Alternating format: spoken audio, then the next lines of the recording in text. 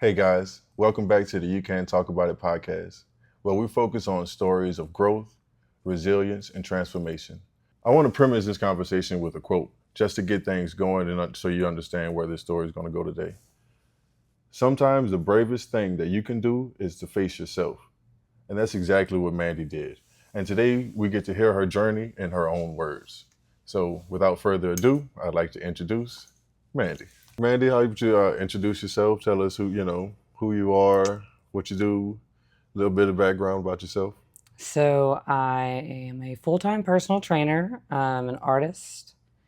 What kind of artist? I'm an artist.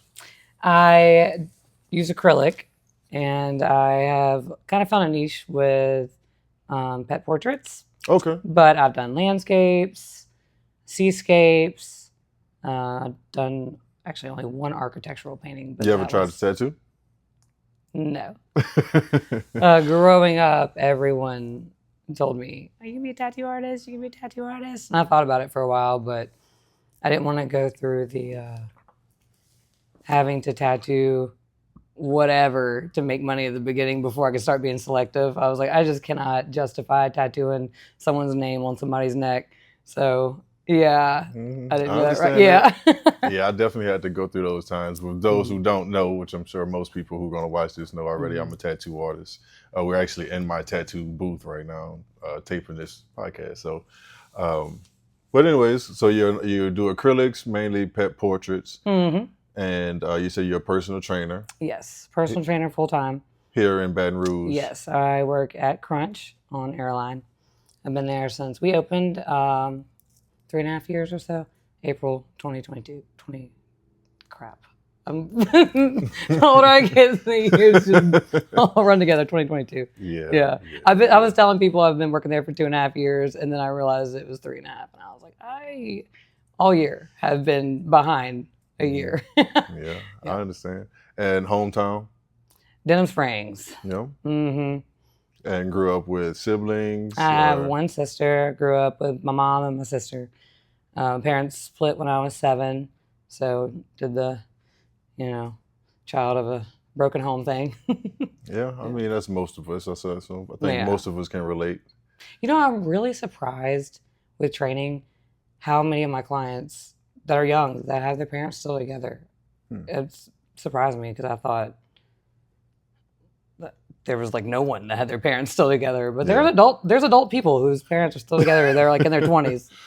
Yeah, I guess adult is in their 20s. When I think about it, I guess the ratios are probably more on the together side than they are on the split up side. I think just as humans, we always remember the negative stuff. Yeah. And we don't really pay attention to the positive stuff. Yeah. You know what I mean? Yeah. So it's like we hear, oh man, somebody got a divorce.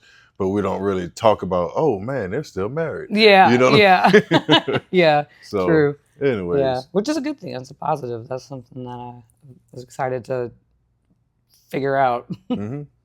Okay, so you grew up in Denham Springs, and how did that end up you being a trainer and a painter? Did you start that young, or is that something that started later in life? Yeah, definitely later in life. I did, well, the art was always there. But I was not athletic. So I grew up, my mom said with art, she said at 2 years old, she could put me at the kitchen table with paper and colors and I'd sit there for hours, which 2-year-olds don't entertain themselves for hours. So she knew from a very young age that I had a knack for art. But the training, no. I didn't play any sports. I was the weird art kid growing up, like super goth. I was in the talented art program at school. I did that till I graduated. So it was like 1 hour a week I would skip PE, which was great for me, not being athletic, and I'd go sit down and draw. And that was my class. That's pretty cool. But yeah, I took art lessons from 7 years old to 12 years old. So I did have a little bit of formal training. But yeah, no personal training, no sports. Gained a lot of weight coming out of high school. I worked at Hooters, and I had put on the freshman 15 turned into the freshman 45. And my boss pulled me aside one day and was like, look, we love you, but we're going to have to let you go if you don't lose weight. Like, we didn't hire you looking like this. And that was a tough conversation, but he did so the Hooters and Denham and that strip mall behind there before the flood, there was Anytime Fitness. So they did a transaction. They gave Anytime Fitness 500 chicken wings, and they gave me a 3-month pass to the gym. Wow. That's a true story. Yeah.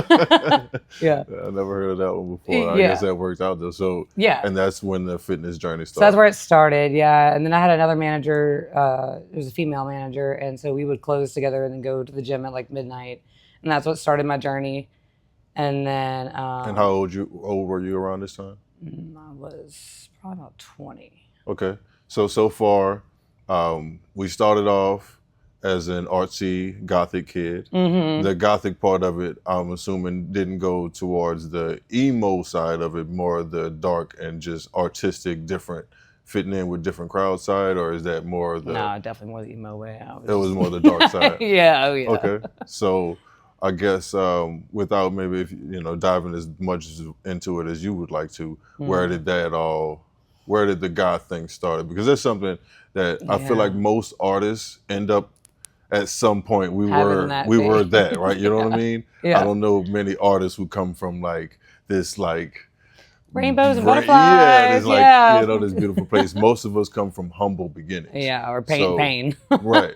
Yeah. So where did in that story to kind of tie off the beginning of, you started off as an artsy kid in Denham Springs, and then who wasn't really fit. Did you have many friends? No, I didn't have a whole lot of friends. I had a few close friends, but I didn't have a whole lot of friends. I wasn't like a popular kid. I was well known, but I wasn't like well liked necessarily. I was a weird kid. And when you say weird, what was some of the things that made you weird? Well, I definitely hung out with a crowd of like emo kids. I was anyone from high school would be mad if I didn't tell this story. So that sees this. So I put a dead bird in somebody's locker, and that has still followed me all these years later. Like at least once a year, somebody comments on Facebook. I'm like, remember the time that Mandy put the dead bird? And what made you do that? I didn't like her. Yeah. Yeah. No. And where'd you get the dead bird? I saw it. It was on campus, and obviously it died. And I walked past it in between classes, and I was like, ooh. And then I was going to the next class, and me and that girl crossed paths, and she. This is awful. She was really scared of me. She was not a ugly person, and she walked by me, and she's like, "You look really pretty today," and I was like, "That fucking bitch." She just lied in my face. I'm gonna go put that bird in her locker. And so I did. And yeah. So I know not to walk past you and call you pretty. I mean, nowadays, I might get a bird. I mean, if I pass a dead bird and then you say that, I mean. Okay. So the not having friends thing. I mean, those. Are you surprised? You just heard that story. Like, you see where I went with that? Yeah. So the not having friends thing wasn't that far off. Once those type of things started, I assume not many people wanted to be on your side.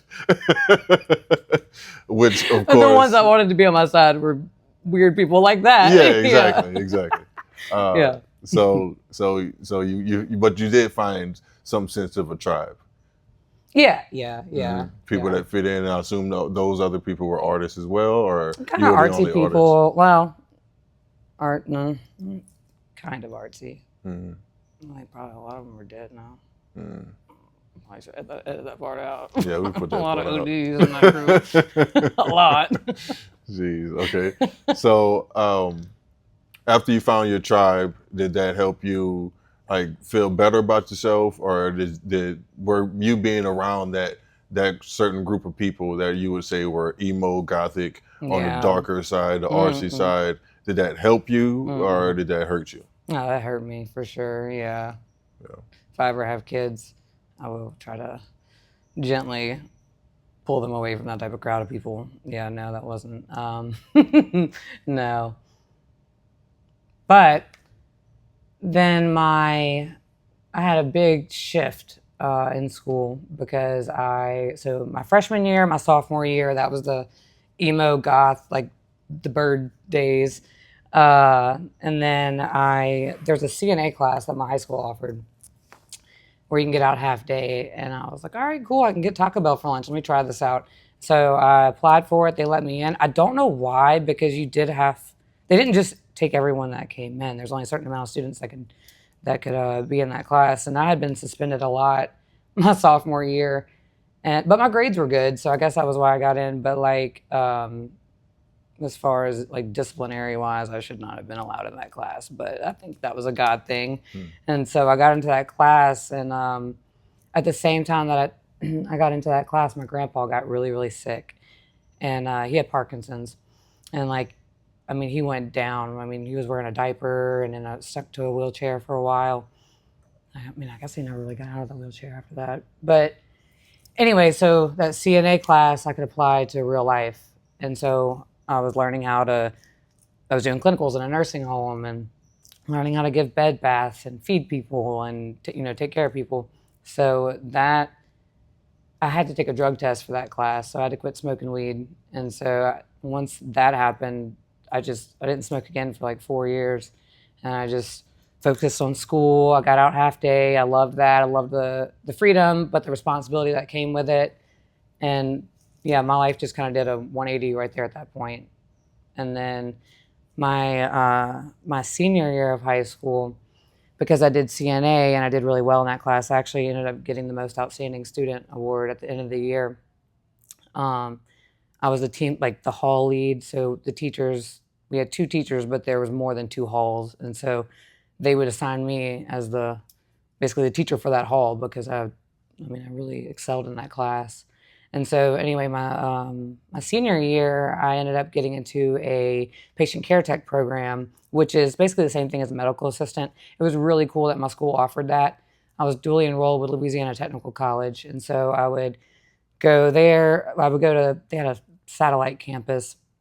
And so I would go to that campus, sit through class for 3 hours. We had clinical rotations. I was 5 a.m. drawing blood in the doctor's office. Then I would go back to high school for 3 hours or 4 hours? 3 hours. And then I also got enrolled at Southeastern as a scholar because my ACT score was good, my grades were good, I had principal recommendation.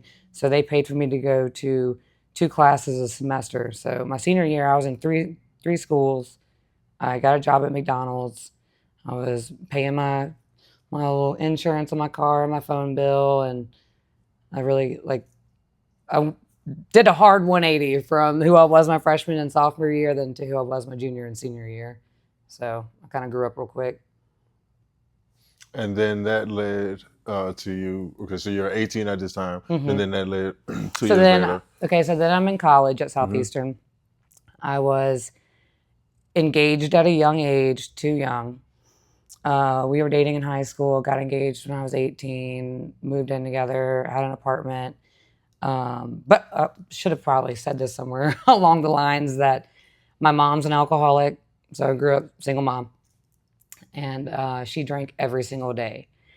And I found out actually about a year ago, so as an adult, that she was diagnosed bipolar, but never took her medication. She was on it when she was married to my dad and then got off of it. And I remember all my life growing up, your daddy says I'm bipolar. I'm not bipolar. I'm not bipolar. And I just literally found out, yeah, you were. And you were. You've still been lying to me. But anyway, so she medicated with alcohol. So I had a really chaotic household.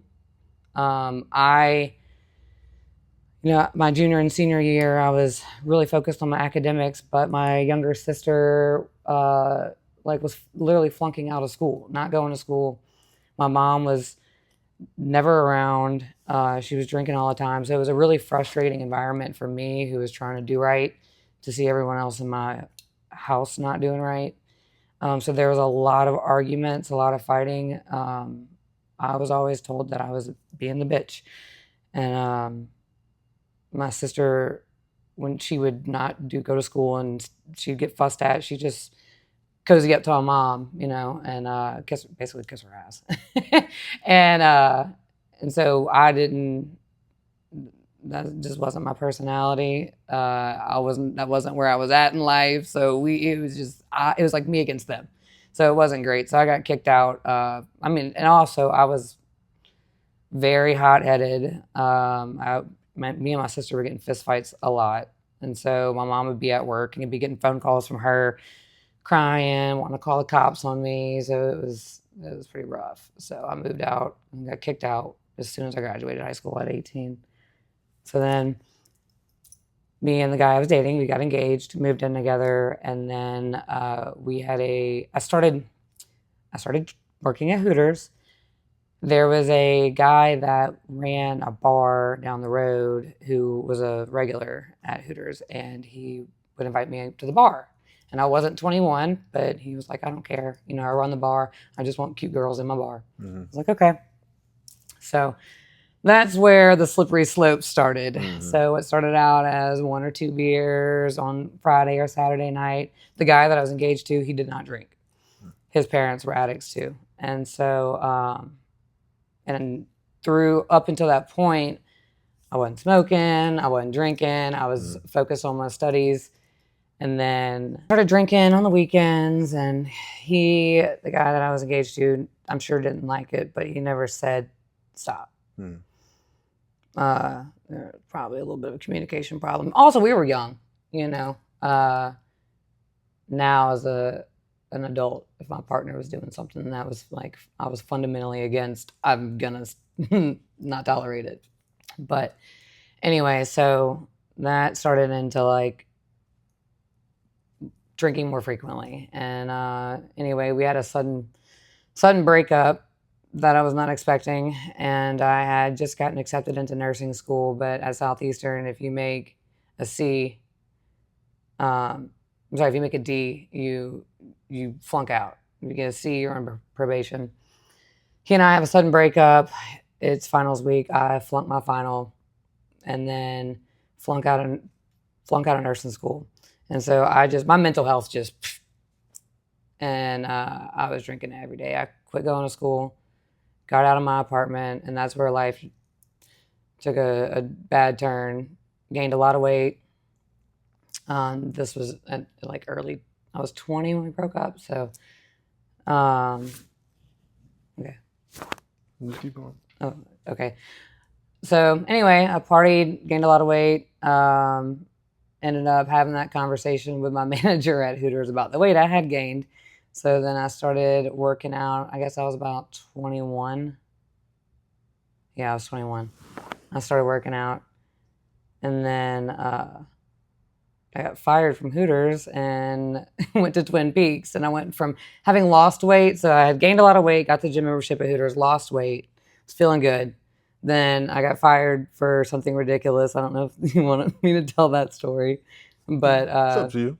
Well, I drew a dick on my friend's ticket. The artist that I am, it was very detailed. And I signed my name across it, and he put it on Facebook. And I was like, "Y'all go see Mandy, best waitress ever." Blah blah blah blah blah. Well, my name was signed on it. Hooters in Denham Springs, giant dick.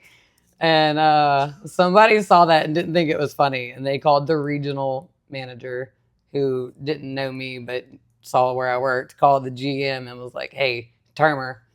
So he pulled me in the office and we both cried. It was I worked there for like 3.5 years. It was a tough goodbye.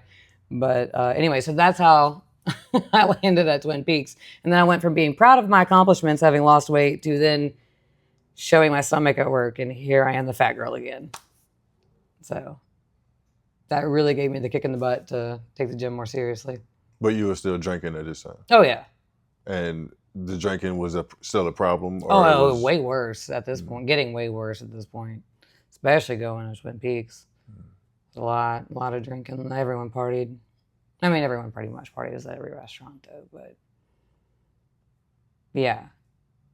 And mental health is just steady declining, too, this whole time. Yeah. Because you're not feeling good about yourself physically. You're knowing that you're not feeling good about the decisions that were made prior with the failed relationship. Yeah, I mean, look at my dropping out of college. Yeah, like my junior and senior year of high school, I was like on it. You know, I was really proud of myself.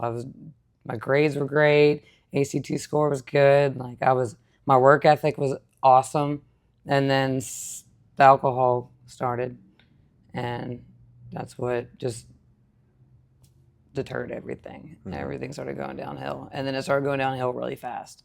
And it So got faster. you were still in the fitness, but hurting yourself, being still in the alcoholism, Yeah. partying lifestyle, working at Twin Peaks, mental health is declining.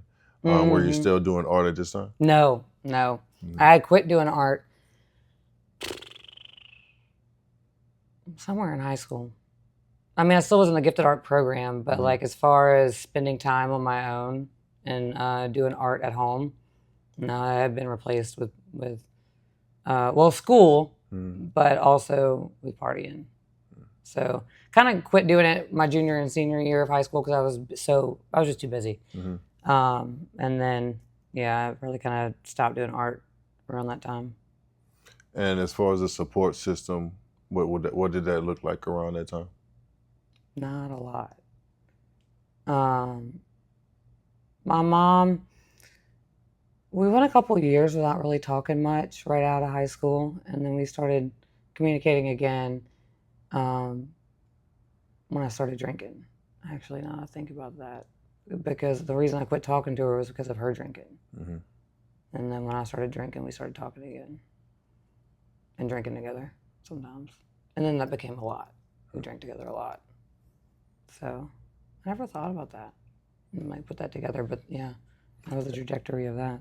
And when y'all drank together, y'all would get along fine, or was it toxic, or? No, we never fought when we fought a lot when I was young, because I disagreed with her lifestyle choices. But then once I started making the same lifestyle choices, I had nothing to disagree with. So yeah, we got along. Yeah. And looking back at that, how does that make you feel? You feel like that was, what do you feel like that did for your journey? It made me stuck in my rut for a lot longer.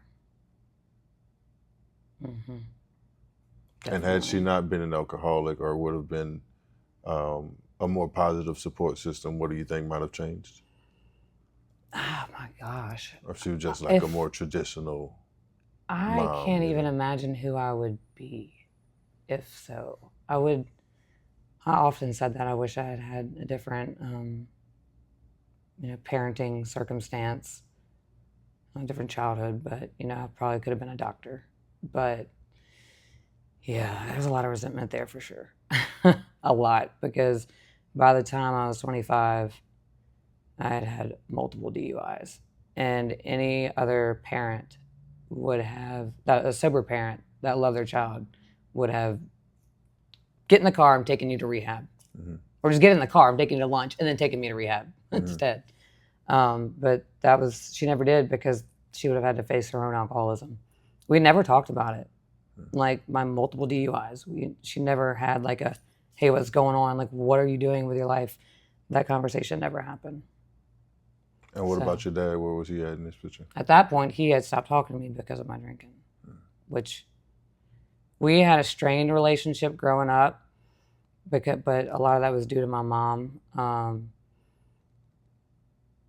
putting a story in my head of that my dad didn't love me. And so I believed that as a child growing up, and it wasn't until I was an adult now that I see the truth, and that's not true. My dad does love me. He's just not expressive in his love the way that my mom wants to receive it. But me and my dad are a lot alike. He's a Capricorn too. So we both are not super, we don't talk a lot about our emotions. We both like to work. That's just the nature of us. And so, yeah, I think my mom was somewhat intentional with her division with that, her statements about him not loving us. But I think some of it was just she never felt loved by him because he expresses it in a different way than she wants. So some of it was maybe on purpose, but a lot of it wasn't. But so my dad, during this height of my drinking, we didn't talk. We didn't talk for like, I don't know, 3 years maybe. But even when we did talk, it's once every few months. When I call him, he doesn't call me ever. Ever. Still, even though we have a good relationship now, he still doesn't call me. But I've learned that's just who he is, you know, and I can accept that and have a relationship with him, or I could choose to be angry and miss out on a relationship with my father, and that's a choice I'm not going to make. Right. But I definitely missed out on a lot growing up because I didn't understand him. So, but yeah, so where were we at with the trajectory of my alcoholism? Is that where we're at? There's a lot going between. It's my fault. I'm bouncing between fitness, art, and alcohol, and trying to make one seamless timeline. But you are it's hard. Okay, you're doing good. You're doing good. We're right now we're at about 24, 25 years old. Okay. So you. This is where it gets bad. Okay, this is where I implode. Okay, so at 25, I am. Oh gosh. All right. So I had at 24 gotten into bodybuilding. God, you're gonna get me all. I'm gonna be telling the whole thing. That's fine. I tell this story to people like one-on-one. I just haven't done it, but I'm not ashamed of it because it's the truth. Okay, so I had done. All right, let's go to bodybuilding first. So I was working at Twin Peaks. I also got a job working at another bar, and my coworker was a bodybuilder, and I was watching her prep for some shows, and I worked there, I don't know, like a year, maybe year and a half. I think I watched her prep for one, but she had done a couple, and I was, into fitness at this point. I'd lost weight and was, trying to figure out. I was working out really hard, but I was still drinking and all that, not understanding the nutrition I was trying. But so I was watching her and watching her excitement, watching her lean down, watching how cool that was, seeing her do her show. And I ended up getting a membership at a gym, and I met my coach. He was running the gym. And so I had an interest in bodybuilding, happened to get a membership at a gym where there was a bodybuilding coach. So I was watching these competitors come in. And so just it all kind of came together.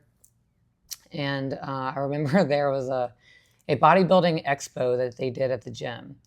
And it was free to the public. And so I saw the flyers for it. And I was like, okay, well, I'm interested. And at this point, he was not my trainer. I had only been watching him train. He didn't have any openings. He was definitely in high demand. And so this expo is going on. I get there early, and I'm on the elliptical, and I'm watching these bodybuilders come in and walk into the room that it's happening in. And I'm just like flapping around on the elliptical.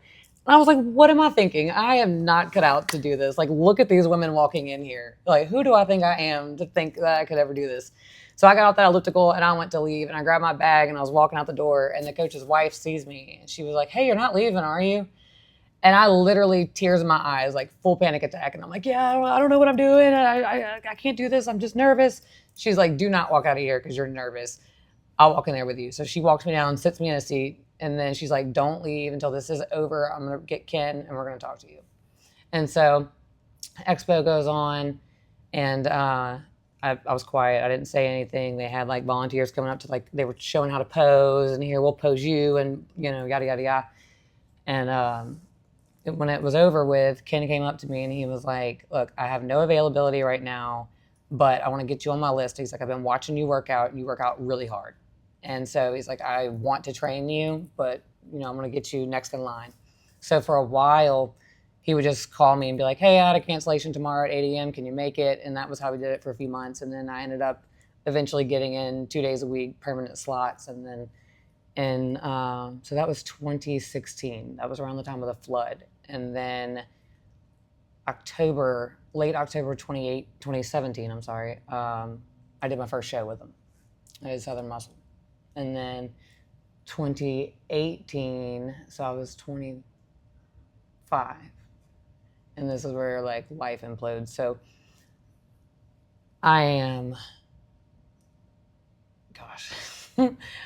running gear, I'm doing coke, I am partying, I'm bartending, I'm working 2 bartending jobs, I am not sleeping, I'm just going hard, trying to pay my bills, barely making ends meet, like trying to do this bodybuilding thing, and go through a breakup again, and I'm just spiraling.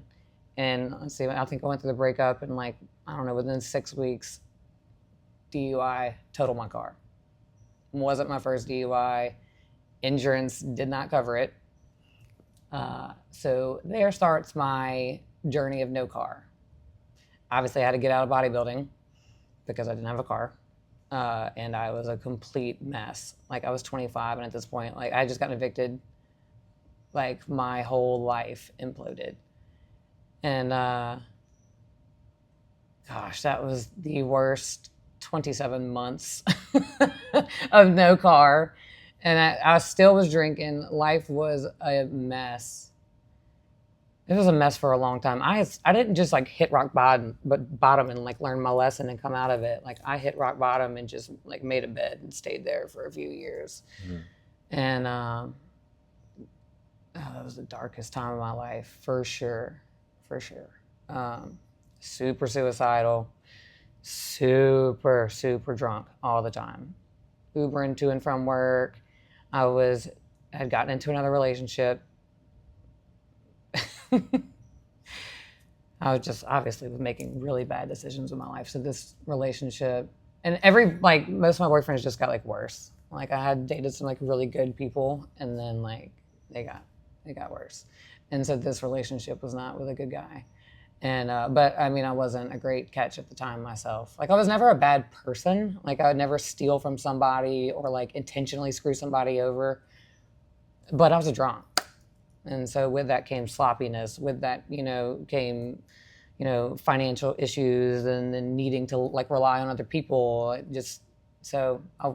that sense, I was a bad person. So, let's see, this is 2018. 2019 was just like that. Didn't get any better. The guy that I was dating was supposed to be getting an inheritance of, this is like the pivotal moment of my life where I changed. So the guy that I was dating at the time was supposed to be getting an inheritance of $1.3 million in January 2020.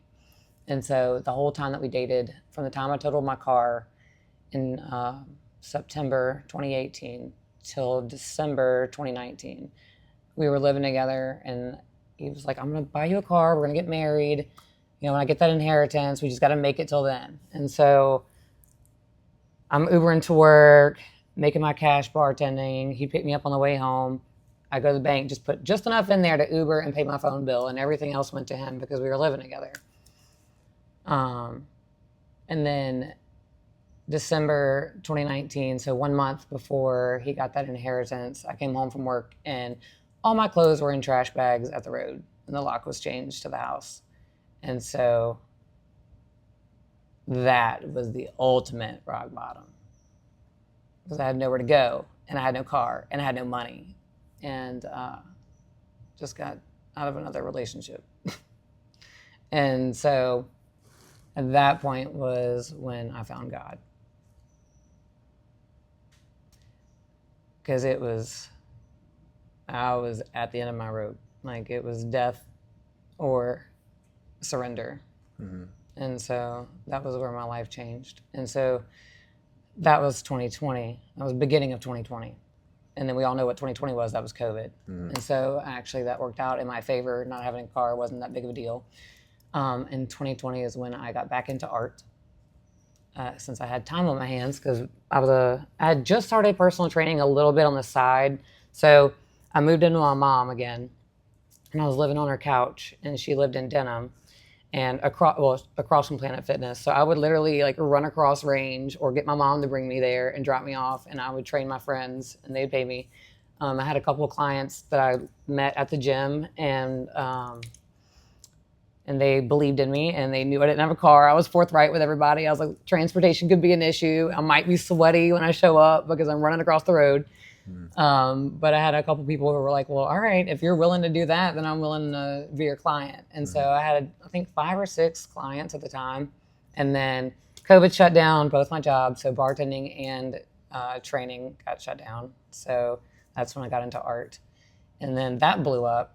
I say blew up. I mean, it didn't blow up, but it definitely got some traction and definitely got me some sales. So then you started seeing your life finally you started to see some light at the end of the tunnel. You know, Yeah. you got to a really dark place, like you said, you hit rock bottom, or what you thought was rock bottom, and then life said, no, we got a little more, and then you hit rock bottom again, which is what you call the ultimate rock bottom. Yeah. And then after that, I forgot a huge part of that Good. story. Okay, so at that time, this is like how I found God. So it was like the first night or two I was on my mom's couch, and I had just a few trash bags of clothes, and that was all I had. I think I had about $200 in my bank account, and my credit was like a 500. I was like a 520. It was really bad. So I was like, there's no way I'm gonna get out of this. Like, this is gonna take 10 years to get out of this. And I don't know if I have it in me, or like I don't know what's on the other side of this. You know, I didn't know how good life could be. And so there was a girl that I worked with, Alyssa. I didn't really know her too well at the time because I was a bartender. She was a waitress, but I knew she lived in Denham and she went to church every Sunday and she went to Healing Place. And so she'd be driving past my mom's house. And so I called her and I was like, look, I have $5 I can give you. Can you please give me a ride to church with you on Sunday? I was like, I don't think I'm going to make it past Sunday unless I go to church. And she was like, Mandy, keep your $5. I don't need that. Yes, I'll come get you and bring you to church. And so we go, and I was so nervous about going to Healing Place. I thought it was just this big mega church. And I mean, I was so ashamed of who I was. My life was, obviously, you know, you can imagine how I felt. And so we go to Healing Place. I sit through the sermon. Pastor Mike, who actually worked out at the Anytime Fitness, I trained out with my coach. And so I recognized him from the gym. I was like, oh, I know him. So that kind of gave me like a comforting feeling going into that church for the first time. I didn't know who he was at the gym. So anyway, sit through the whole sermon. He comes up, he, you know, dismisses everybody. The band comes up. We're all getting up to walk out. And all of a sudden he comes running back on stage crying. And he says, hold on. Nobody leave yet. The Holy Spirit is putting this on my heart, that this is for somebody out here today. This mess you were in is going to be your message one day. This test is going to be your testimony. And he's crying and I am sobbing. I'm like, the Holy Spirit told that to him to say to me. Like, that was for me. And so I said, well, this is going to be my home church. And I vowed to not miss a single service for 2020. But I didn't have a car. But this is January. That service, I think, was the last December service, and we started January. So that was my New Year's resolution, not to miss church. So then COVID happens, which worked out for me because I was able to watch church from home and, you know, didn't have to scramble to find transportation. And that's when I got into the art, and I started praying, and I started journaling, and started watching Healing Place. I started watching other sermons, and I just really changed my environment. I started listening to worship music while I painted, and I just totally just dove in because it was literally survival. Like, I didn't know how I was going to live another day of the life that I was living before that. So it was out of desperation that I started my faith. And now I'm definitely still big on my faith. I definitely still pray every single day. It's not as desperate now. Like, I can kind of go back into the world and be able to manage it, you know. But that first year, I was just consumed with church. And so 2020, were you still drinking? I was. That is the one thing I did not give to God. I gave God, I said, all right, I trust you with getting me out of this financial pit, with getting me into a car at some point, getting me into a home at some point, you know, just getting me through the day. I trust you with that. I trust you with my friendships, with my relationships, but I'm still going to drink because, remember, I'm back home with my mom and my mom drinks every day. So here we go right back into that cycle. Like, it was going to be really hard to get sober when I live with an alcoholic. So what did she feel about your new journey with you taking positive changes in your life? Since you said y'all got along because of the drinking originally, how did she feel about you going to church and you doing art again, and you going to the gym, you living this fit lifestyle, you oh, excuse me, you're doing bodybuilding. What was her reaction to these things? She was very proud of me. Mm-hmm. She had grown up in church, so she had a good foundation. So it wasn't like it was a foreign thing to her, but she just chose to take her life in another direction. I hope that she'll course correct at some point. She's doing better now, but that's a whole other story. But at this point, she wasn't doing good. But she supported me with my art, for sure. With my art, she supported me with my training. But she liked having a drinking buddy at night. Mm-hmm. You know, she liked hearing about my day and hearing about me training my clients and hearing about art projects. But you know, we drink together over it every night. And so that was 2020. So at this point, you're her. Do the math here. How old are you at this point? 2020 is 5 years ago. I was 27.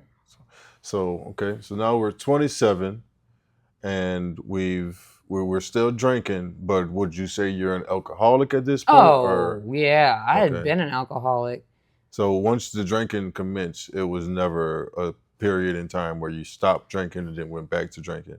Throughout all those years, you were still And drinking more and more and more. The first few years of my alcoholism, it was beer on the weekends. Mhm. And then I went to like beer and shots on the weekends. And then, you know, beer during the week too. And then hard liquor every weekend. And then, you know, then it became every single day. Then it was hard liquor every single day. 2020, I was still drinking and struggling with it. But I had kind of, with my art, I had told myself, Mandy, you need to chill out with a hard liquor. Mm-hmm. So I had started drinking wine because that's artsy and classy. So I was trying to manage it on my own. Again, you know, not giving it to God, but just doing it on my own. Oh, Mandy, you can have some wine. And then that turned into 2 bottles every single night. That's not much better than drinking a whole bunch of liquor. Yeah. So how did that fit in with the fitness journey? Well, 2020, everything was shut down. So I was just running a lot. Mm-hmm. My weight fluctuated a lot within this too. So I guess I should have said, I got off the steroids in 2019. Mm-hmm. And I had gained a lot of weight during that time, a lot of muscle, but a lot of fat. I was just way too heavy for my frame. I was like 160. And then the breakup happens. I start trying to take a little better care of myself, but the drinking's still going on. And then 2020, everything shuts down. So I had to run. Mm-hmm. If I was going to do something, I had to run. So I started running a lot. I was off the gear, so the weight started coming off. So I got back into a healthy, probably about 140-pound range. Mm-hmm. But I had lost a ton of my muscle, just like all atrophied over the year. And I wasn't considering bodybuilding ever again. So those couple of shows I had done, I didn't think I'd ever do it again. So I wasn't really caring about keeping my muscle. I was just running. Okay. And then your mental health, where was that? At this point in 2020 was better because of God. Mm-hmm. But it was not even close to where I'm at now. Mm-hmm. Not even a little bit. But if it wasn't for God, I would have been dead. So I was clinging to life. My mental health I wasn't flourishing. I was surviving.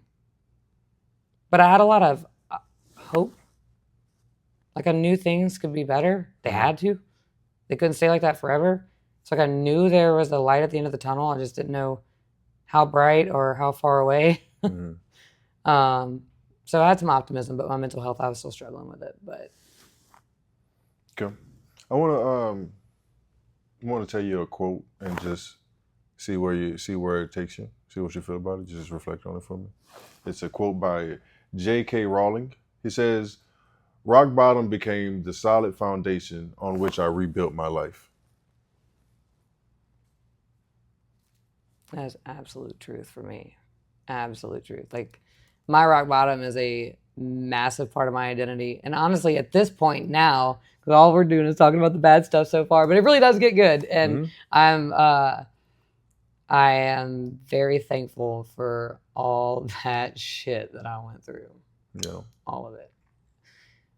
So, I would never want to go through it again. So Mhm. I will never make those same choices that I made back then. Ever. Because at that point in time, too, I didn't say it, but the point in time, too, that the guy I was dating changed the locks and put all my stuff in trash bags, I said, I will never rely on a man that's not my husband. Mhm. I'm not ever going to do that again. Mhm. So, and I haven't. And I've been able to, like, take care of myself. And, well, I guess we'll get to all my accomplishments at some point. Yeah. But, So go into that. How did rock bottom for you? so, I'll say the quote one more time just to refer. okay. Rock bottom became the solid foundation on which I rebuilt my life.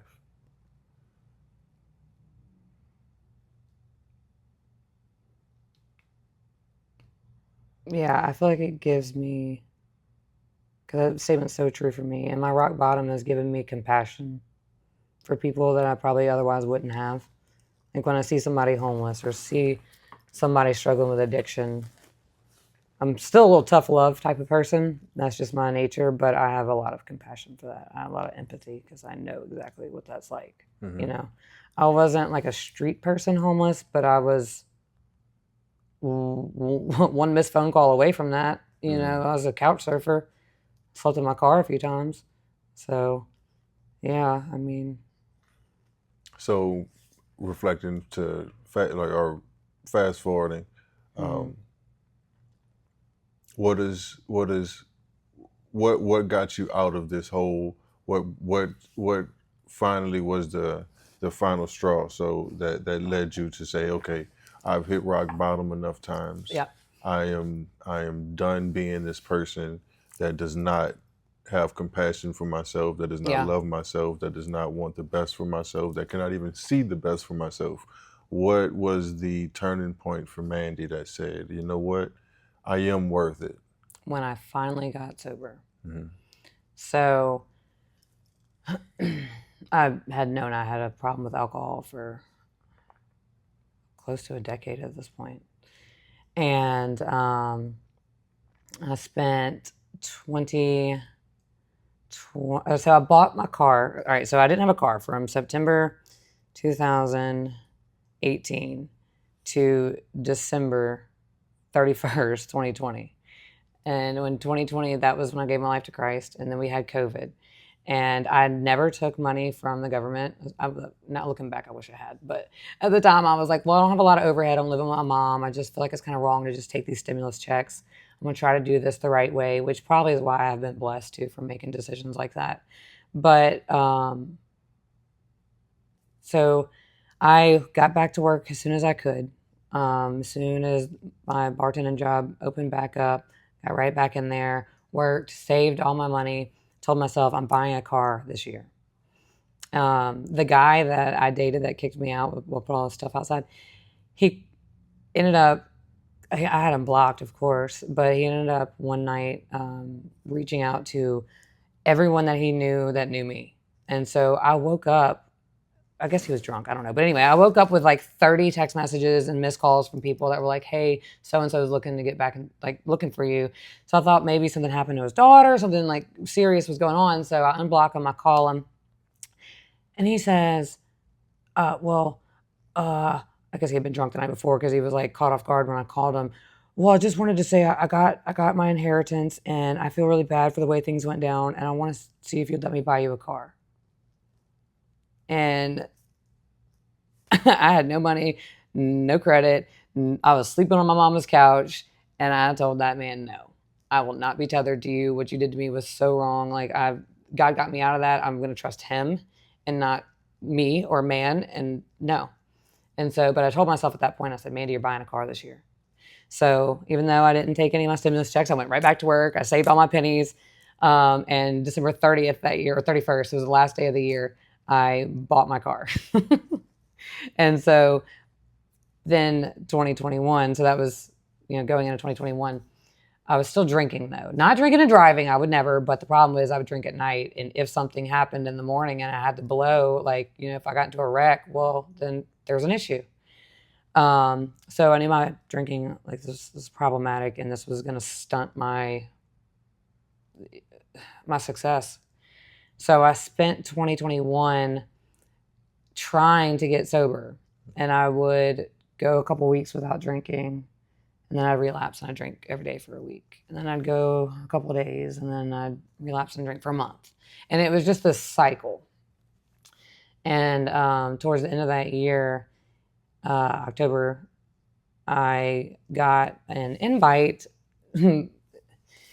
Weird kind of story. But anyway, somebody that I knew through the grapevine, but I didn't really know him.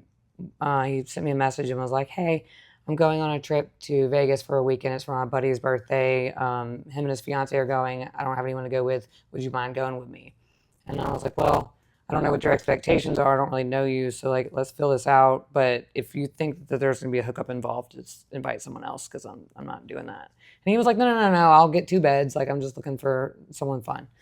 So we went to dinner a couple times. He was cool. And a few of my friends knew him and his family, and he checked out to be safe. So we went, and I kept telling myself, Mandy, don't drink. You're gonna embarrass yourself. You don't know these people. Like, don't ruin this trip. You can go sober. Just go be sober.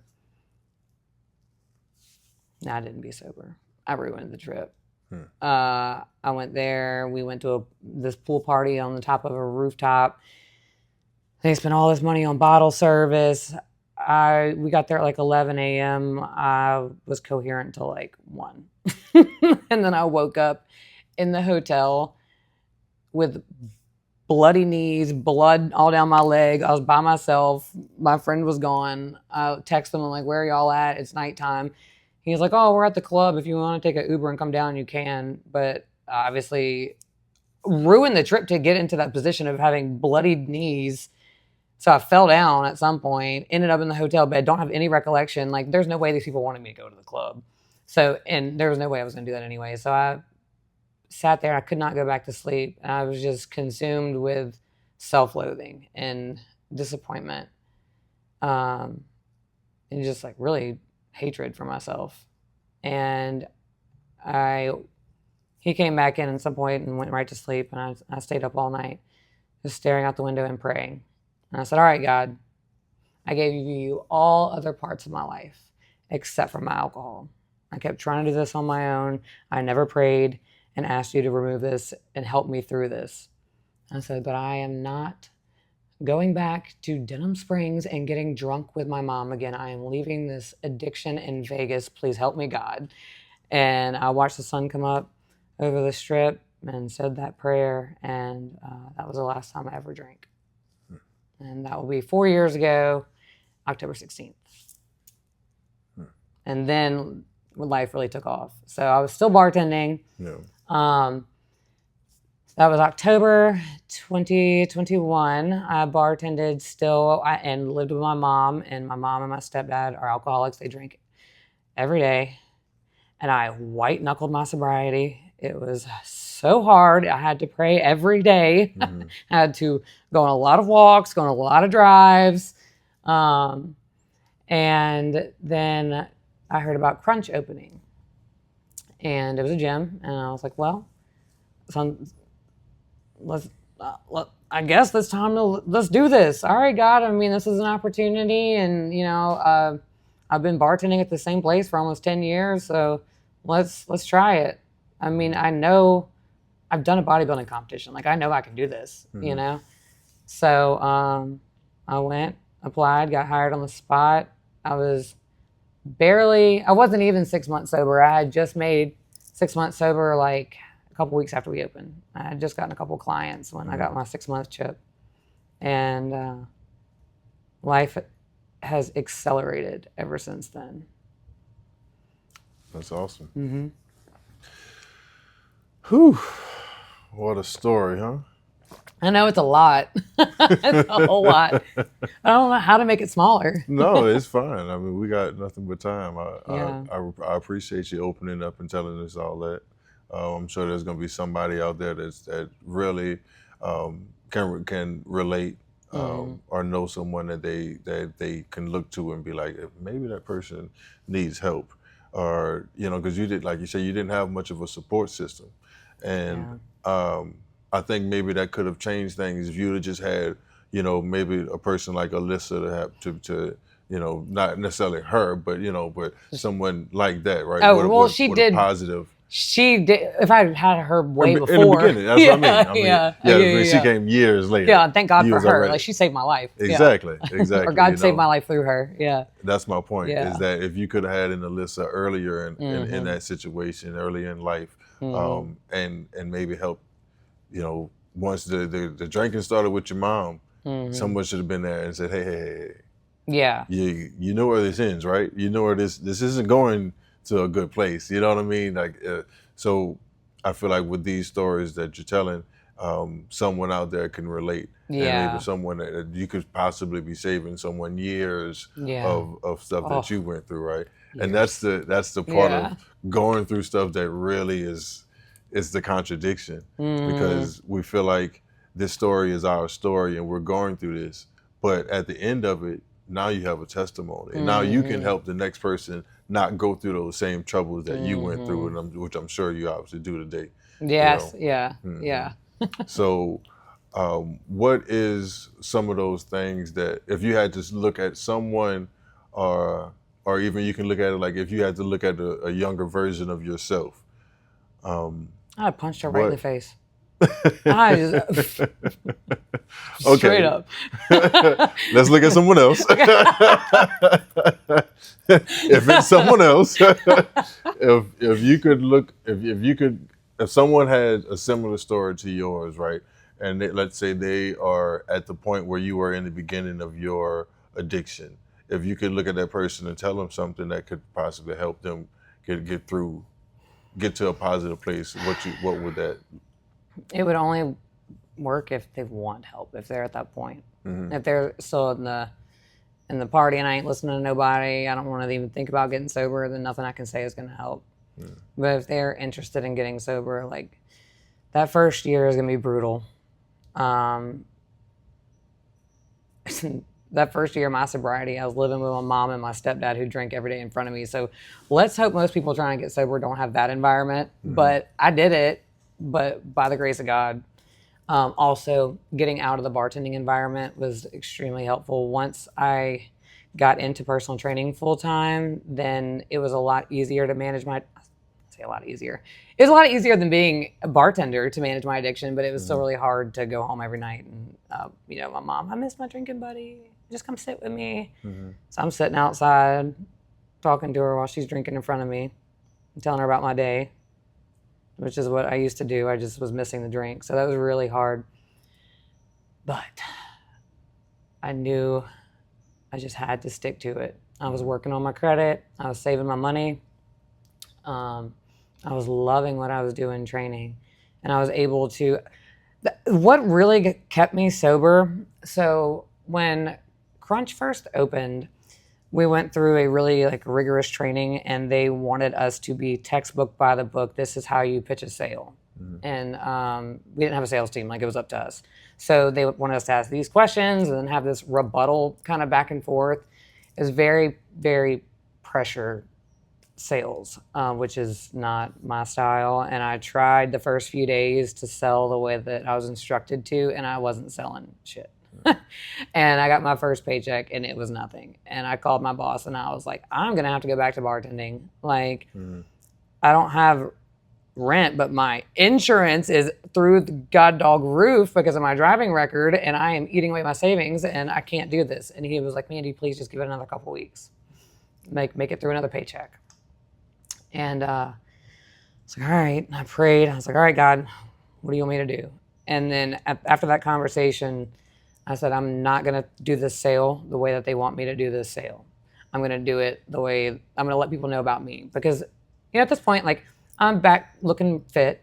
People are coming into a gym. It's intimidating. It's a brand new gym. It's not only is it a brand new gym, but we're all brand new employees with corporate there. So we're all in everyone's face. So it's extra intimidating, if you walk in there now, it's not so bad. But when we first opened, I could see why people were nervous. And so I didn't want people to see me and then be like, oh, she's fit, she's cute, whatever. She's had it her whole life. It's easy for her. So I said, I'm going to take this hour assessment that I'm doing with all these people, and I'm going to take the first 2 or 3 minutes to tell them my story. And so I gave them the quickest synopsis I could of all of that to say that I was 6 months sober. And then it was 7 months sober, and then it was 8 months sober, and then it was 9 months sober, and everyone was, oh, congratulations, I had this problem, or, my sister has this problem, or my brother. And so that just broke the ice and made me human. And then the conversations that I would have with people, there was times that I had conversations with people who would literally start crying and tell me, oh man, I was diagnosed with this, this disorder or this mental health issue. And, this coupled with, this led to an addiction. I started out with Adderall and it became this, or started out with Xanax and it became this. And just people would just open up. And then I started selling. I started getting clients. And it just took off. And so my approach to sales was definitely not what corporate had. Not conventional. Not conventional. Yeah, that's it. But that's where I learned, like, okay, you need to talk about this stuff, and this holds you accountable. And so being able to be forthcoming with my, my history, that really opened up the door for a lot of friendships, really held me grounded in my, my identity. Like that, my sobriety became my identity. Yeah, so you were able to begin to give yourself compassion. Yeah. For what you have what you had gone through. Yeah. You had learned a lot by then, and then that led you to have the ability to then connect with people who had also been through stuff. Yeah, and then I was like, okay, Mandy, other people have gone through shit too. Don't be so hard on yourself. You're taking a giant leap of faith with a new job and doing all these things. Like, you should be proud of this. Like, be proud of who you're becoming. Yeah. And at that same time, so this is April, May, I said, if I'm going to be a trainer, I'm going to lead by example. I have now a free gym membership. It's a wonderful state-of-the-art gym, 40,000 square feet. I was just on fire. Like, I was excited. I was waking up early. So my bartending, late sleeping schedule kind of changed, and I started just to naturally be more productive. And so I was working out twice a day, every day, and muscle memory, like I was looking really good. People started asking me if I was going to compete again. And I was like, oh no, oh God, no, I'll never get back into that. Plus, I don't want to ever start taking steroids again. Like, that was all part of my old me. Like, I'm this new sober person now. And then I come across a flyer for the first natural show in the state, which was at the end of July that year. And this is probably beginning of May. And I was like, well, hold up. Maybe I can do this. Like, first off, it's the first year they're doing it. It's going to be a small show, and it's a natural show. It's probably not going to be anybody there. And even if I don't look great on stage, like, this is my comeback. I had gotten up to like 160 pounds, like I said. I guess in 2018, after I totaled my car, I put on like 50 pounds in 6 months. Not even 6 months. Like, I just blew up. So anyway, after getting that weight back off and then getting back in the gym, I was like, this is a comeback. Sober comeback, weight loss comeback, just like, and then I would be coaching myself. So who cares if I don't look great? I'm doing this for the inside more than I am the outside. And then, so I prepped myself, and I ended up looking the best I've ever looked in my life. And I applied what my coach had taught me, plus what I learned on my own. And I applied a lot of prayer, and I coached myself to the stage, and that was freaking terrifying. It was really scary to be back to stage. The stage is always scary for me. I came in second at that show. How did you feel about that? Let me rephrase. At this point, how did you feel about doing the competition, being to where you are in life? Like, I was like on top of the world, still living with my mom. And I was about to be 30, but it was okay. Like, at this point, like, my confidence is growing. I'm like, all right, whatever I'm doing is working, and then after I did the competition, and I got more clients, through that exposure on social media and stuff. So it was one of our incentives at Crunch is if you hit a certain amount of hours per pay period, you get a productivity bonus. And so soon after my competition, I started hitting my productivity bonus. And I was like, okay, I'm kind of the shit now. Like, this is, and I started getting that every paycheck, and all my other trainers, that's everyone wants to be, and you want to be getting a bonus. More money's good. And so it was me and one other trainer that were consistently in that bonus bracket. And it's like, okay, so we're the 2 top dogs here. There's 18 of us when we started. So yeah. And so I started feeling pretty confident with work. Work was going really good. And then I guess where should we go from here? Buying the house? Well, no. Well, my next thing was going to be where did temptation fit into this at this point in your life? You had done steroids. You're overcome alcoholism. You've overcome depression. You've overcome financial mishaps. You overcome. Not well. Let me not say overcome. We're working on it. You're working on that though. You're not at rock bottom anymore. Right. We're making progress with all of those things. Yeah. So you now see that you see your life going back up in a positive direction. So where did the temptation to have another drink again? Where did that fall in? How did that feel? It was really hard those first 6 months, but then at this point, once I got to Crunch, it wasn't as bad. There was always moments. Occasionally, there would be times when I wanted to have a drink with my mom, or a stressful day, I'd want to have a drink. Definitely around holidays, that's still, even almost 4 years later, the holidays are still challenging. But the temptations to drink is getting better progressively. Temptation to do steroids again, that wasn't there. That's never been there. I mean, ever like a fleeting thought, and then immediately I'm like, girl, get out of here. You're not doing that. Like, you look better natural, way better natural. And your body is healthy, and your mind is healthy.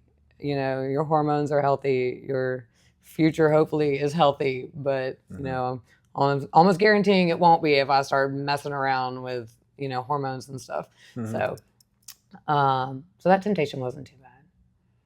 Yeah, I don't personally think that there's a good way to do that. No, not for a woman. No, not even for guys. I agree. Don't think it's safe. Some people, other competitors will disagree, but I personally, no. I've had people come up to me at the gym, do you know where I can get something or who I can? No, and get out my face. Right. Because I fundamentally disagree with all of that. Exactly. Yeah.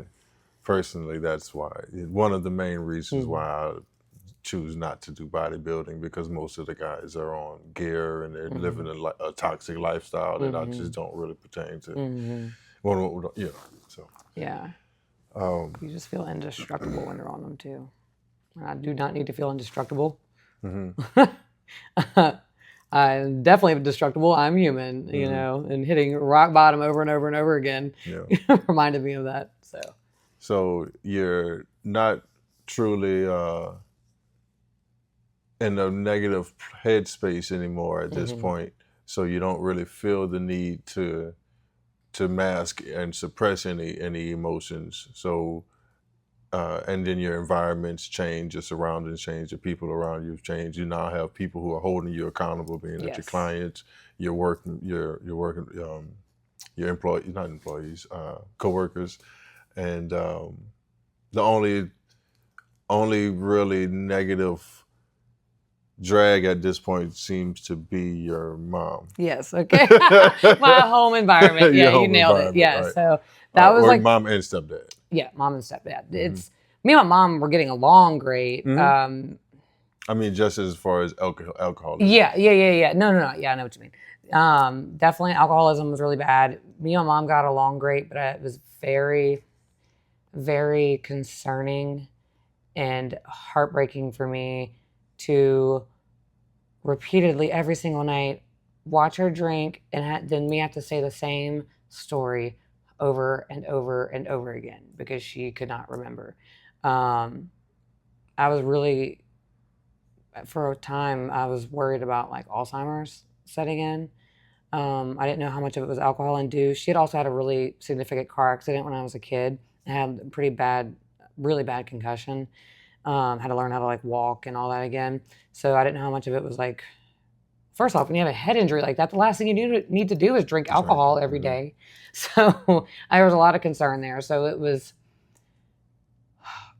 sad at home, you know. And then my stepdad was extremely problematic. Without getting into, I don't mind about getting into too much detail, but just for time,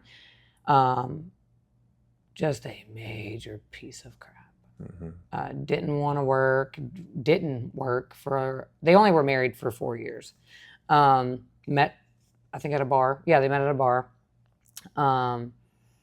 He was just completely. Their relationship was toxic, but he was just a total leech on my mom. And so he and I got along at this point. We got along really good when I was drinking, and then when I stopped drinking, he was harder for me to be around because I was seeing reality. I'm seeing my mom and him just sit around just babbling like two drunk babies every night. Arguing half the time, not not where I want to see my mom, you know, like it was sad. Yeah. So anyway, of course I had the goal of buying a house at some point and getting out of there. I wanted to get out of there, but I didn't want to get out of there into an unwise financial position, and I didn't want my ego to make decisions for me. Because I had been saving up money and I had some money saved up and I could have easily gone and gotten an apartment. But I didn't want to just throw away money in rent. So I said, Mandy, just humble yourself, give it some time, buy a house. And so I had been living there for like a year and a half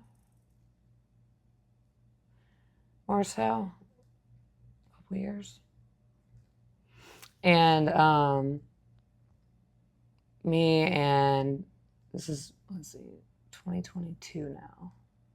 So I was 21. 2022, spring of that year, me and my stepdad get into this huge fight. I had been working on my credit, and I had the like loose plan of buying a house in January 2024. Let's see, what year are we in? 2022. Okay. At this point, we're 2022. No, hold on. It's got to be 2023. Okay. Yes. I got my years mixed up. 2022 is when Crunch opened. Yeah. And that was when I did my show. All right. So yeah, I just messed up my years, but I think I said it right earlier. But all right, so 2022, that's the rest of that year. 2023 starts, and I had thought I would buy a house. I wanted to have a certain amount of money saved up, and I would try to buy a house in January 2024. Okay. So this is spring 2023. And I come home from work, and my mom was not home, and my stepdad had been on like a 3-day mental health bender and alcohol bender, and he had not gone to work. He'd been sleeping on the couch for about 6 months at this point in time. Like, their marriage is getting worse. His drinking is ramped up. My mom's not happy. I'm watching all of this as a sober person and trying to like mediate with them, and it was just a really bad environment. But outside of my home environment, everything else was good. You know, I had a job, car, great clientele base. You know, everything else is going good. Great spiritual life. And other than art took a back seat when I moved back into my mom because I didn't have a place to paint at her house. But at this point, I'm focused on training. So anyway, my mom wasn't home this night. I come in. My stepdad's on his like third day of drinking and not going to work. And I walk in the door, and he just starts screaming at me. And I'm like, hold up, like we're not doing this. Like, I don't know how much have you had to drink today? Like, you know, and he ends up like, I'm not have to answer that little girl. You're a guest in this house and you're not wanted and blah, blah, blah. And he takes his shirt off and starts beating on the kitchen counter like he's gonna like attack me. That fight went on for hours and hours, and he said things he can't take back, and he said things I'm not gonna unhear. And I made a decision right then and there. And this is God telling me it's time to go. But I don't want to I got to get out of here. I got to figure out what I'm going to do. But, you know, so I got to get through that night. First off, it was a total assault. It went on for hours. He finally yelled himself to sleep, passed out on the couch again. The very next morning I get up. He didn't go to work again. I go to work, and I contacted one of my clients who was a friend of mine, and she was a realtor. And I said, hey, I know we talked about me trying to get me into a house next year, but let's go ahead. I was like, some, stuff just popped off at home and I can't be there anymore. So let's run my numbers. And I got pre-approved that morning. And so that's where the home buying process began. And within, I think, 7 weeks, I had found my home and purchased it. I did not speak to my stepdad that whole time. I just walked around him in the house, and if he spoke to me, he really didn't speak to me. He knew he had screwed up. He was, what he said was terrible, and he was drunk, and I think he sobered up the next couple days later and was like, oh, crap. But we avoided each other. Actually, no, that's not true. He was mad for about a week and talked shit, and I heard that. He was blabbing to my mom for about a week. But then eventually he apologized, but that was a long story. But so anyway, that's how I bought my house, and I totally said, all right, God, you're telling me I got to get out of here, so I'm going to trust you, and I got approved, and I had nothing to put in my house because I had nothing to my name, a couple years before this. So that was kind of a community effort.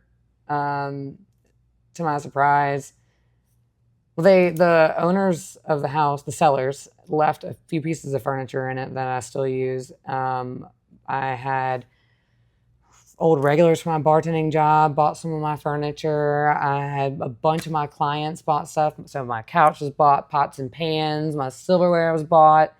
My bed, one of my clients came to work and handed me an envelope and was like, here, open that later. I was like, okay. I left work and I stuck my hand in my bag and I was like, oh yeah, I forgot about this. I opened up that envelope. There was a whole bunch of coupons from Rooms to Go, and in those coupons was a gift card for $1,000. And this is a lady that I've been training for a couple years. I never would have thought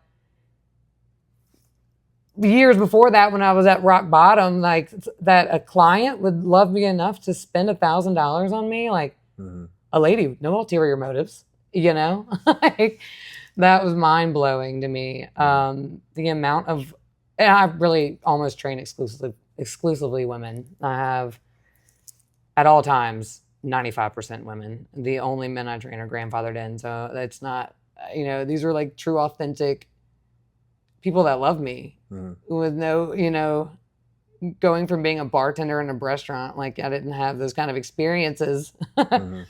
So that was amazing. Like the amount of love, like just outpouring of love when I bought my home. I was like, man, that whole fight with Spanky was so worth it. So worth it. Like I forgave him immediately. I just, later on, whenever he came to me and apologized, I said, look, I accept it, but there won't be a relationship, but I've forgiven you years ago, But yeah, like, so that whole house buying process, I knew God was behind all that too. Because if it hadn't been for that fight, I still would have been at my mom's house. Yeah. Things would not have worked out the way they did. And I thought at that time too, I was terrified. I was like, I don't have as much money saved as I wanted. Like, I'm going to have to get a roommate. I work on commission. Like, it's hard to budget. There's no way I can afford all this. And it's been almost 2.5 years and I've been able to afford it. So I just want to take a little dip back into the past real quick. Earlier, I asked if you had anything that you would tell a person that was a younger version of yourself that's beginning to become, dealing with those issues that you're dealing with. And you said that they would need to want to come out of it.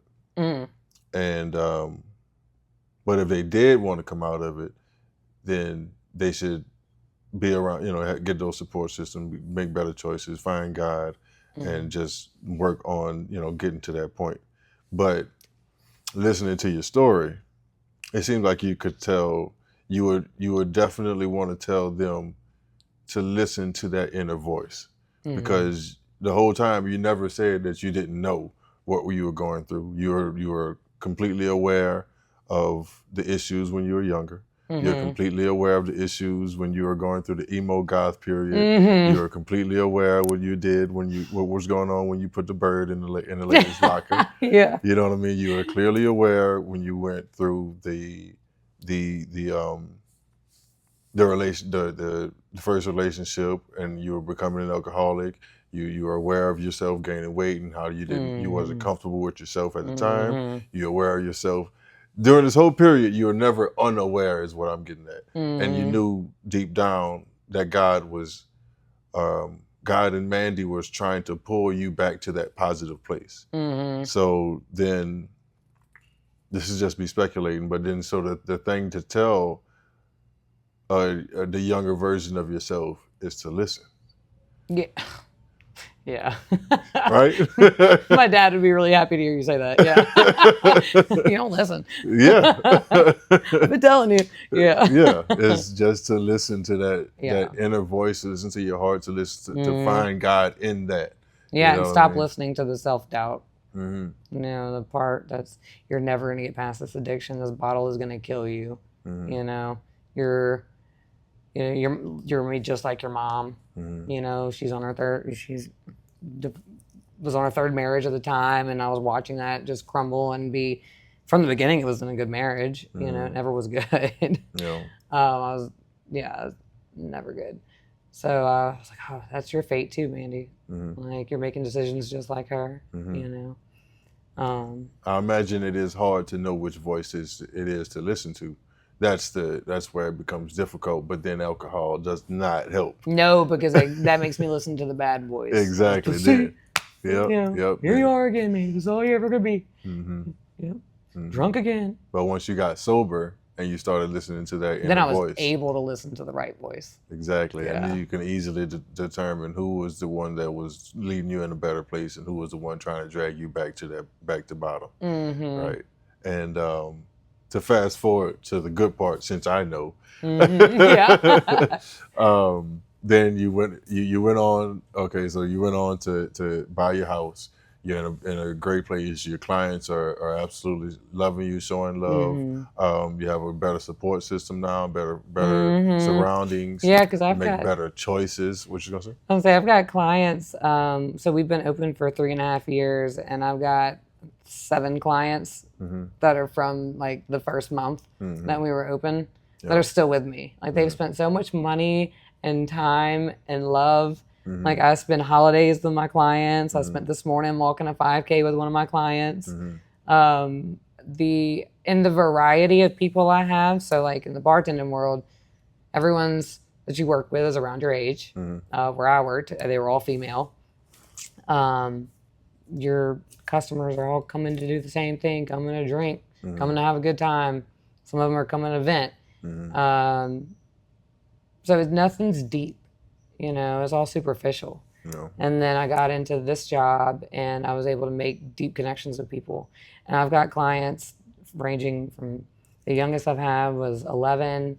The oldest I've currently have, and I've been training for 3 years, 3 times a week. He's 80. You know, I've got many women in their 60s, and they are all so important to me. And I learned so much from each of these people because, like, we're in a positive environment.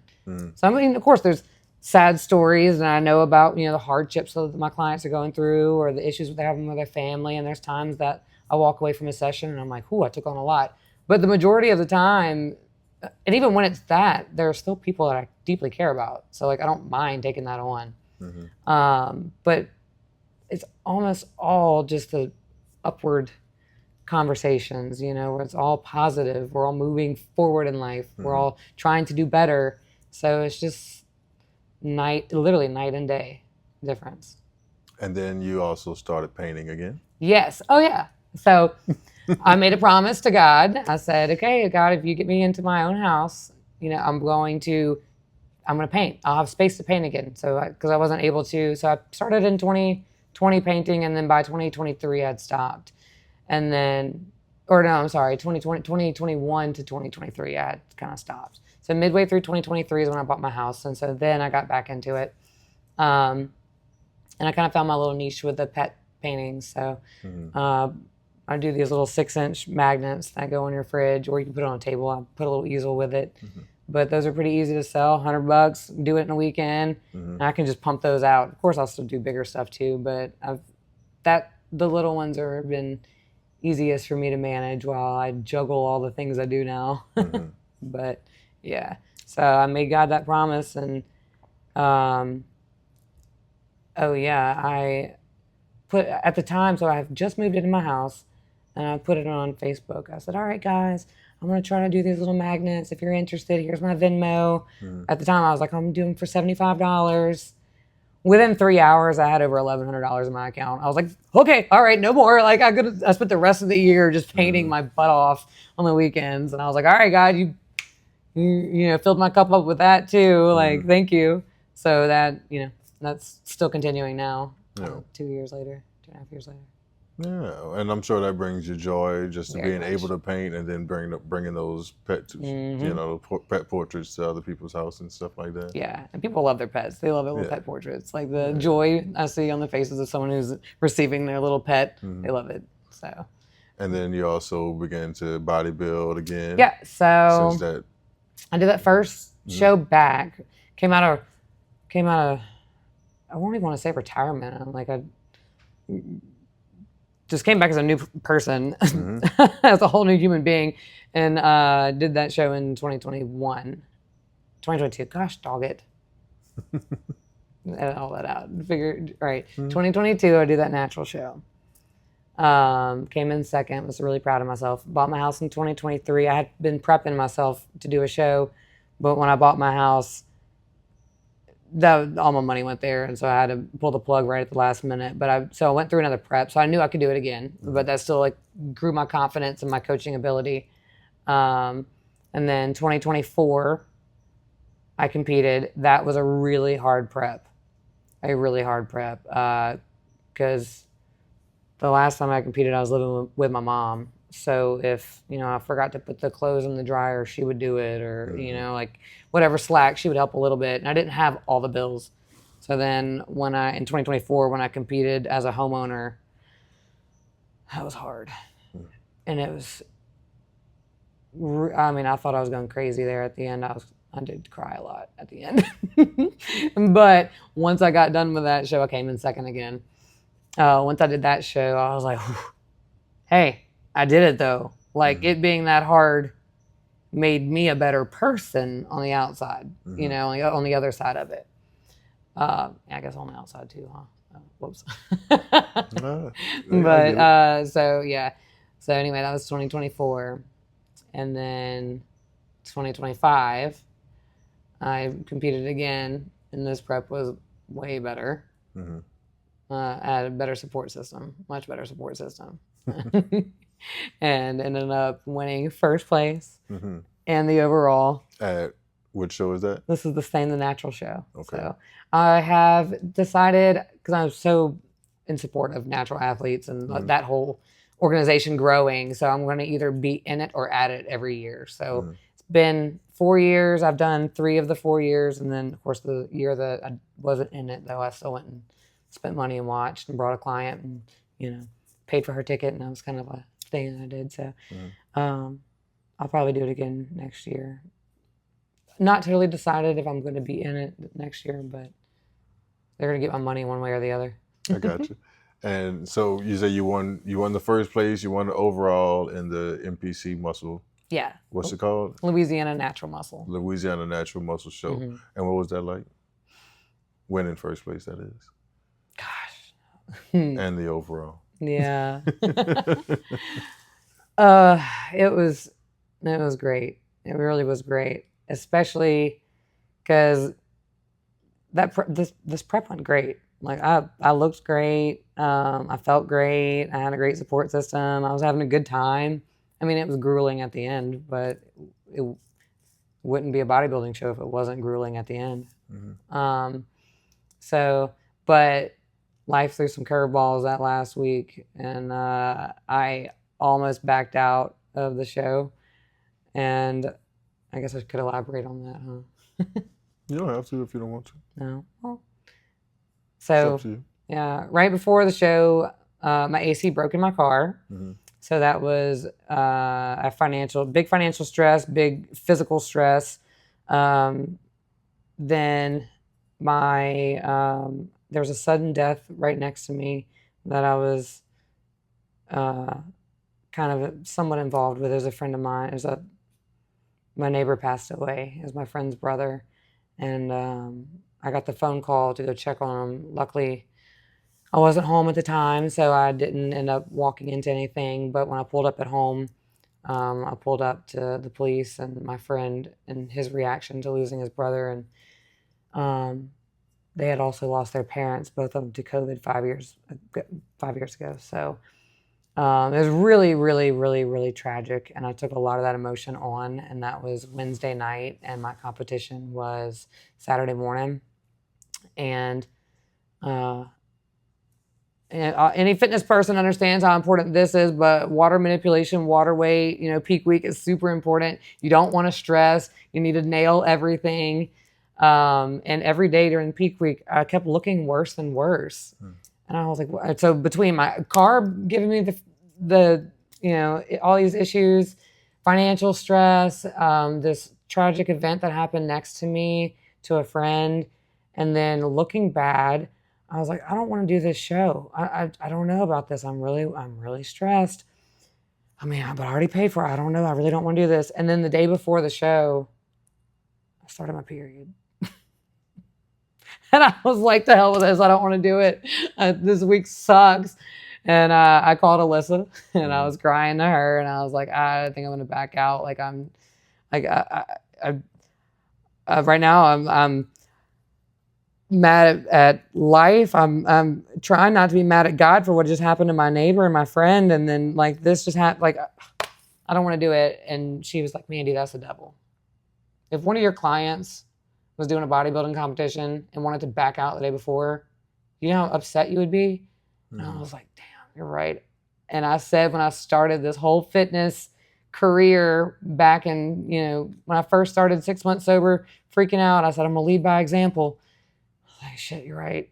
That is the enemy. I can't give into that. So I even posted a video on Instagram and I was like, well, this show's not going to go as planned for me. I'm just happy to be getting up there and doing it.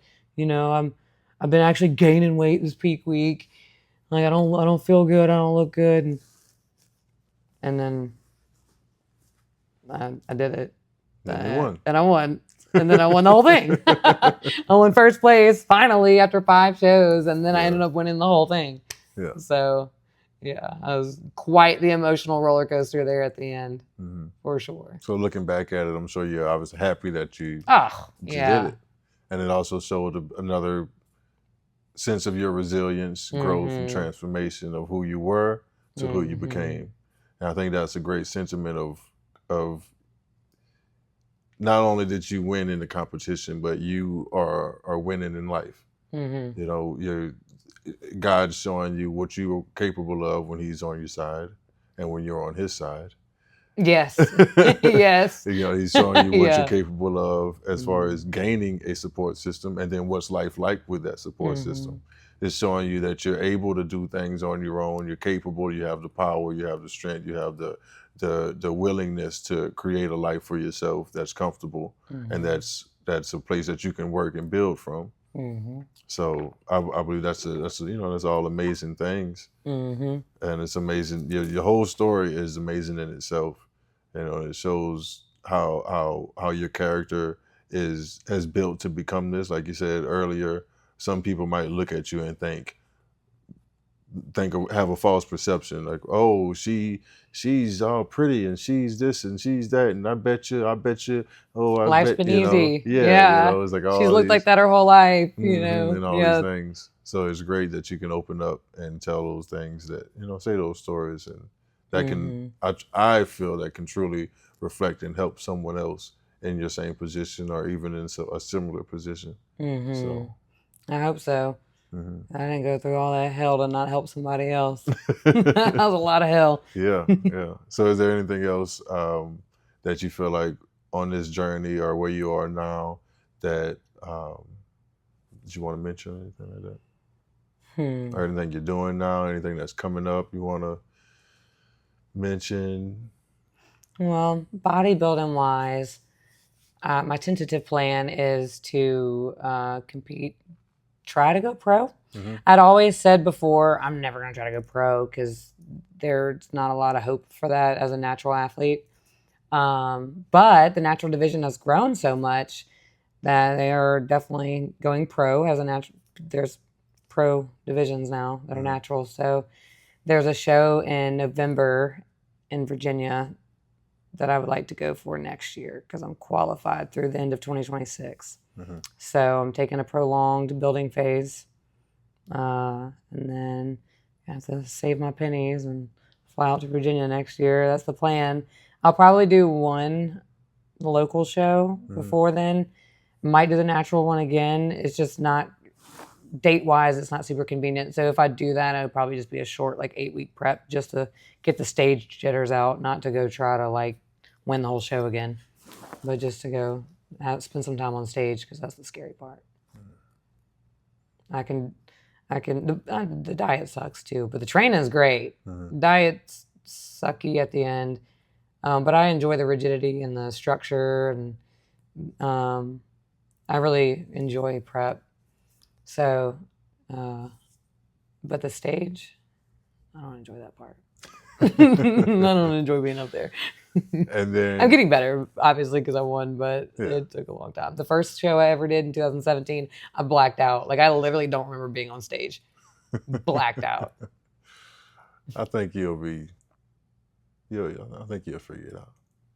Something tells me that this first place win that you just got catapult you to whatever the next thing is. Even if it's not another bodybuilding show, I think that you'll have the confidence to attack whatever life brings your way from here on out. Yeah, it's definitely helped my confidence. Yeah. Not arrogance, like not that type, like I don't feel like, oh, I'm the shit now. Like, look how hot I am. Like, I'm immediately put on 15 pounds. Immediately. Yeah. But yeah, no, like as far as confidence in my capabilities, yeah, for sure. Which is ultimately the way that we should apply a first place win. It should not be for arrogance. It should be for confidence. Yeah. Yeah. Well, there's nothing else. I'm going to go ahead and wrap this thing up. Well, Mandy, I sure appreciate you being here, being open, being responsive, being responsible to your life and its decisions and your story. Well, like I said, it's very impacting. I know that it's going to have a positive effect on whoever chooses to listen to this, and so I, just want to definitely give you my appreciation again. Thank you. Putting your story out there, but you're a person who advocates making a better life for not only yourself but those who you're around. You've never been a person to just accept, you know what I'm saying, a person being anything less than since you've become better, your better version of yourself, right? Yeah, I want to see people reach their potential. And, I might be a little tough love on the way there, but God gave me a lot of tough love to get me here. Yeah. A lot of it. I mean, it was like, he didn't give me tough love. He gave me tough love. He allowed me to go through what I went through, but it was also my choice. God, you got to open up your hands to be able to receive. And I spent the first 27 years of my life walking around like this. Yeah. And it wasn't until I was flat on my back, homeless, carless, and that phone call to Alyssa, and I was like, please take me to church. That was when I finally opened up my hand, Yeah. And then I really opened it up when I finally gave up alcohol. Yeah, your story is definitely it's definitely one to show that I say anyone who's going through those things, it's a great example that it's not the end. Even though when you're going through that, sometimes the only true outcome you can see is just death. You get so down and out, and you beat yourself up so much that it's either, you continue these toxic behaviors until it kills you, or your brain's telling you, well, why don't you just do it now? You know what I mean? And I really feel that, like I said, the people who are going through those things right now, I hope that they can listen to your story and understand that that's not the end. It doesn't have to go that way. There's a voice inside you that's telling you, hey, that's not the way that this story is going to end. You can get to a positive place. You can become a winner. Yeah. in Yeah. in their own mind in some way, some shape. It doesn't have to be bodybuilding. It don't have to be training. It don't have to be, the things that you've obviously gone through and you've built yourself to be. You don't have to be an artist, but I think we all have some sort of positivity that we're supposed to leave on this earth. And like I said, I'm super grateful that you were able to share your story with us and show that you're making a positive change not only in yourself and other people's life. And hopefully this story will reach others and help you continue your what seems to be your purpose, which is make everyone around you a little bit better. The other thing I think that I would say to somebody who's struggling with addiction, and maybe struggling with giving it to God or seeing the light at the end of the tunnel, God wants to bless us. Like evidence of a successful life of a Christian, that the fruits of your labor being for other people to be able to see that, God wants to do that for us. Like if you allow him, if you trust him and you let him work in you, you will be better. Like your life will be blessed because like that's what he wants to do for us, So the pessimistic, oh, it'll never happen for me, I can't get there, that negative self-talk, like that's the enemy. Like God really wants evidence of a good life, and he has turned my life around in a very short amount of time. So on this path, I can't wait to see where I'm gonna be at in 10 years from now. It's gonna be amazing. See, that's what you would tell the younger version of yourself. Yeah, because this shit's so good now. Yeah, and it's only getting better. Yeah, that little snippet right there. That's what you would tell the younger version of yourself. So now we got you. Yeah. We got the answer to that question. Yeah. Yeah. That's awesome. Yeah. Well, we're going to close this thing up. I appreciate you again. We'll toast to our water. Yes. And sobriety. Yes. Thank y'all for listening. It's been another great episode of You Can Talk About It podcast.